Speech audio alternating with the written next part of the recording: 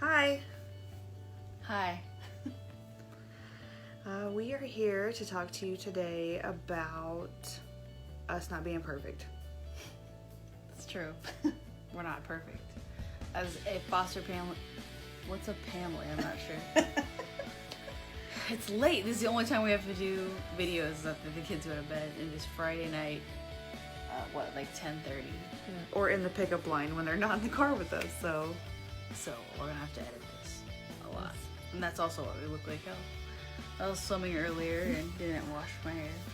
Anyways, so people like to tell us all the time how great we are for doing foster parenting. And, oh, we must have a space reserved in heaven. And good for you and all this. And while that's not offensive and it's very nice, you should know how far we are from being perfect. Yep.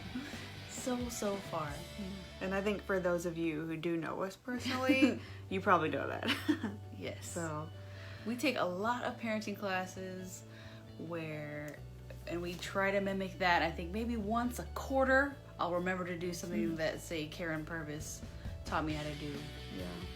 Karen Purvis being the author of The Connected Child, where she's always reacts correctly to her children, and I definitely don't always do that. I don't either.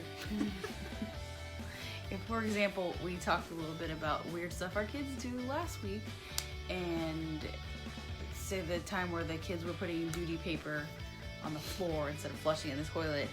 On my very best day, if I could have come in, I maybe would have said something like, "What are you doing? Why is there doo-doo paper on the floor?" Or Karen Purvis would have gotten down on her knees and looked him in the eyes and held a hand and, really been like, "Well, honey, where did you learn to dispose of your toilet paper?" And, really gotten to the bottom of it. And I'm telling you, if it was my very best day, I would have only been like, "What are you doing? Why is there doo-doo paper on the floor?" So, don't blow us up with compliments, because we certainly don't deserve so much praise. And I would say that it sort of gives us a big head. Maybe not. I don't really agree with that part. I'll say it's easy to get lax because is. we get so much praise. And we really, really have to check ourselves because we owe it to the kids to do better than normal parents. For sure. Nobody really checks you whenever you're a parent without foster kids. So they just kind of make sure that we are doing all those things, and that's what classes are for. We're under the scope a lot more, which we should be. We're taking care of someone else's kids. We do have a responsibility to the kids to do better than just with our other forever kids. I mean, let's say one of our bios or adopted kids falls and scrapes their knee, we're just like, get up and put some ice on it, you're fine. But if one of our foster kids falls and scrapes their knee, we have to document what happened, do an incident report what kind of medication we put on it, and if it won't stop bleeding, or if it looks a little bit bad, we have to go to the ER and sit through that. I mean, where normally I would tell my kids to suck it up, I have to realize that this is not my kid, and their mom's going to want to know why they have a big bruise on their knee at their visit next week. So you have to really, really cover your butt and document everything.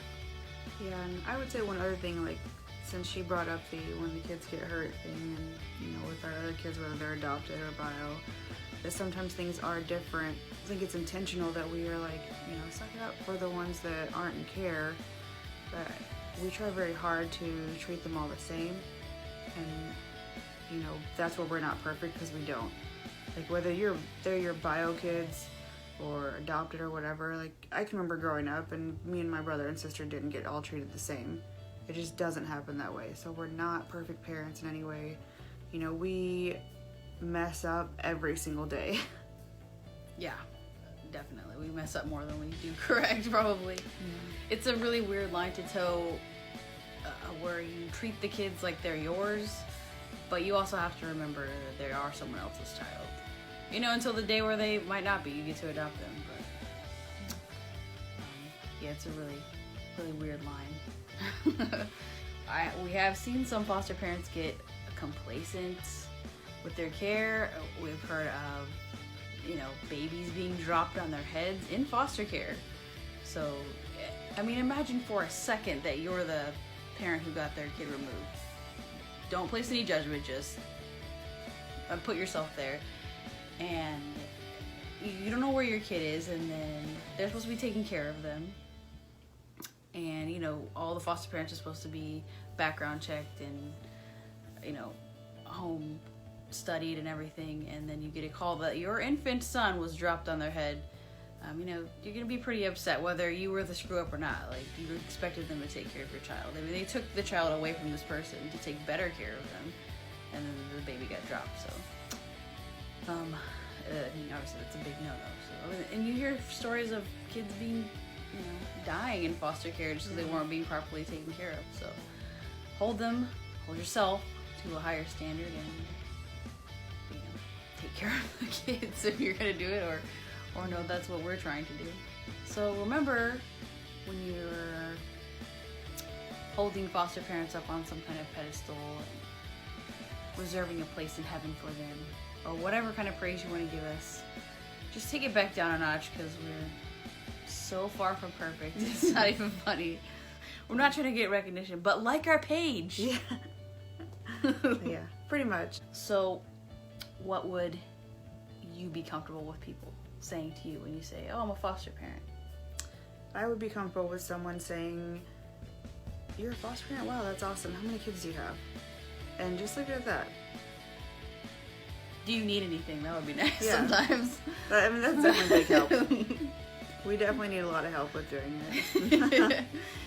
We try very hard, again, which is why we're not perfect and why we need help from other people. So, yeah. For me, I think if you were going to say anything, say, "Oh, lucky you," because really I feel like we're the ones that yeah, that's a good one. Hashtag blessed.